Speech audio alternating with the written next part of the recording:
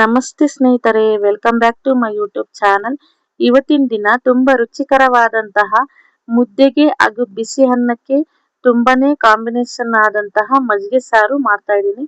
ಬನ್ನಿ ಯಾವ ರೀತಿ ಮಾಡೋದು ನೋಡೋಣ. ಹೊಸಬ್ರು ನಮ್ಮ ಚಾನಲ್ ನೋಡ್ತಾ ಇದ್ರೆ ಪ್ಲೀಸ್ ಸಬ್ಸ್ಕ್ರೈಬ್ ಆಗಿ.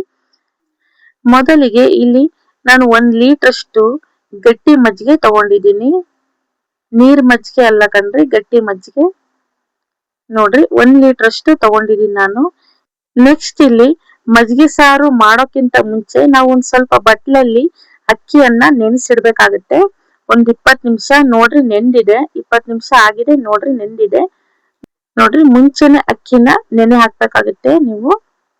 ನೆಕ್ಸ್ಟ್ ಜಾರ್ನಲ್ಲಿ ನೆನೆಸಿರುವಂತಹ ಅಕ್ಕಿಯನ್ನ ಹಾಕೊಳ್ಳಂದ್ರೆ.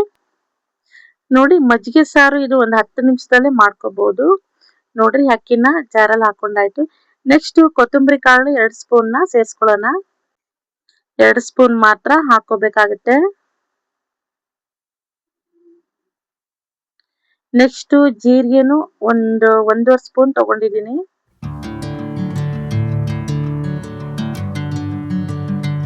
ನೆಕ್ಸ್ಟ್ ಬೆಳ್ಳುಳ್ಳಿ 3 ಗಡ್ಡೆ. ನೆಕ್ಸ್ಟ್ ಅರ್ಧ ಟೇಬಲ್ ಸ್ಪೂನ್ ಗಿಂತನೂ ಕಡಿಮೆ ಅರಿಶಿನ ತಗೊಂಡಿದ್ದೀನಿ. ಒಂದ್ ಸ್ವಲ್ಪ ಚಿಟಿಗೆ ಹಾಕೊಂಡ್ರು ಸಾಕು. ನೆಕ್ಸ್ಟ್ 1-2 ಹಸಿಮೆಣಸಿನಕಾಯಿ ಹಾಕೊಳ್ತಾ ಇದ್ದೀನಿ, ಹಣ್ಣಗಾಯಿ. ನೀವು ಬೇಕಿದ್ರೆ ಒಣಮೆಣಸಿನಕಾಯಿನಾದ್ರೂ ಹಾಕೋಬಹುದು. ಮೀಡಿಯಂ ಖಾರ ತಗೊಳ್ಳಿ. ಹಾಗೆ ಒಂದ್ 5-6 ಮೆಣಸಿನ ಕಾಳು ಹಾಕೊಳ್ತಾ ಇದ್ದೀನಿ. ರುಚಿಗೆ ತಕ್ಕಷ್ಟು ಉಪ್ಪನ್ನ ಸೇರಿಸ್ಕೊಂಡಿದ್ದೀನಿ. ನೋಡ್ರಿ ಸ್ವಲ್ಪ ನೀರ್ ಹಾಕ್ಬಿಟ್ಟು ನುಣ್ಣಗೆ ರುಬ್ಕೊಂಬರನ್ರಿ. ನೋಡ್ರಿ ಈ ರೀತಿ ರುಬ್ಕೊಂಡಾಗಿದೆ ನುಣ್ಣಗೆ. ಈಗ ಇದನ್ನ ನಾವು ಮಜ್ಜಿಗೆಗೆ ಬೆರೆಸ್ಕೊಳ್ಳನ್ರಿ.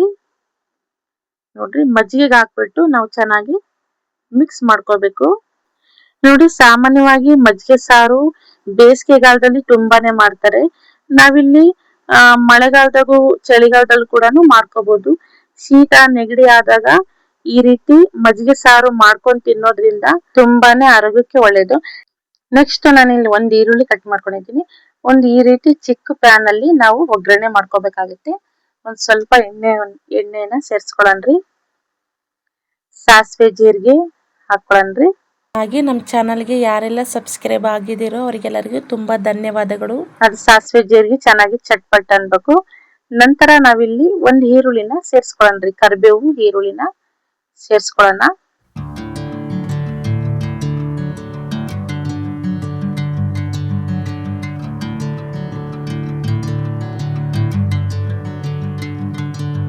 ನೋಡ್ರಿ ಒಗ್ಗರಣೆ ರೆಡಿ ಆಗಿದೆ.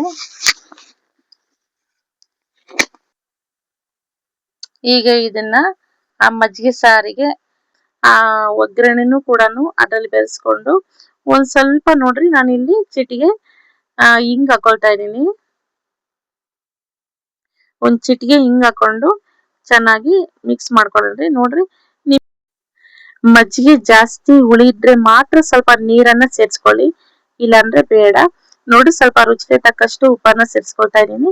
ಇದು ಮಜ್ಜಿಗೆ ಸ್ವಲ್ಪ ತುಂಬಾನೇ ಹುಳಿ ಇದೆ, ಹಾಗಾಗಿ ನಾನು ನೀರನ್ನ ಸೇರ್ಸ್ಕೊಳ್ತಾ ಇದ್ದೀನಿ. ಈ ಪಾತ್ರೆ ತುಂಬಾನು ಮಾಡ್ತಾ ಇದೀನಿ. ನೋಡ್ರಿ ಮಜ್ಜಿಗೆ ಸಾರು ತುಂಬಾನೇ ಚೆನ್ನಾಗಿರುತ್ತೆ.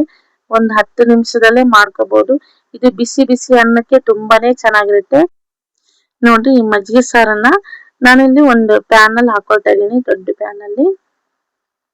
ಯಾಕಂದ್ರೆ ಅದು ಚೆನ್ನಾಗಿ ಕುದಿಬೇಕಲ್ವಾ, ಹಾಗಾಗಿ ನಾನು ಸ್ವಲ್ಪ ದೊಡ್ಡದು ಒಂದು ಪ್ಯಾನ್ ಅಲ್ಲಿ ಹಾಕೊಳ್ತಾ ಇದ್ದೀನಿ. ನೋಡ್ರಿ ಇನ್ನು ಸ್ವಲ್ಪ ನೀರನ್ನ ಸೇರ್ಸ್ಕೊಂಡಾಗಿದೆ. ನೋಡ್ರಿ ಈ ರೀತಿ ಕೈ ಬಿಡ್ದಂಗೆ ತಿರುಗಿಸ್ತಾನೆ ಇರ್ಬೇಕು. ಯಾಕಂದ್ರೆ ಅಕ್ಕಿ ಹಾಕಿರ್ತೀವಲ್ವಾ, ಅದು ಸ್ವಲ್ಪ ತಳ ಹಿಡಿಯೋ ಚಾನ್ಸ್ ಇರುತ್ತೆ. ಹಾಗಾಗಿ ನಾವು ಇದನ್ನ ತಿರುಗಿಸ್ತಾನೆ ಇರ್ಬೇಕು ಕುದಿ ಬರೋ ತನಕ. ನೋಡ್ರಿ ಕುದಿ ಬಂದಿದೆ, ಮಜ್ಜಿಗೆ ಸಾರು ಸಿದ್ಧವಾಗಿದೆ. ಈ ರೆಸಿಪಿ ಇಷ್ಟ ಆತಂದ್ರೆ ನೀವು ಮನೇಲಿ ಒಂದ್ಸಲ ಟ್ರೈ ಮಾಡಿ. ಯಾವ ರೀತಿ ಬಂದಿದೆ ಅಂತ ಕಮೆಂಟ್ ಬಾಕ್ಸ್ ಅಲ್ಲಿ ತಿಳಿಸಿ. ನೆಕ್ಸ್ಟ್ ರೆಸಿಪಿ ಒಂದಿಗೆ ಸಿಗೋಣ ಸ್ನೇಹಿತರೆ. ಬಾಯ್.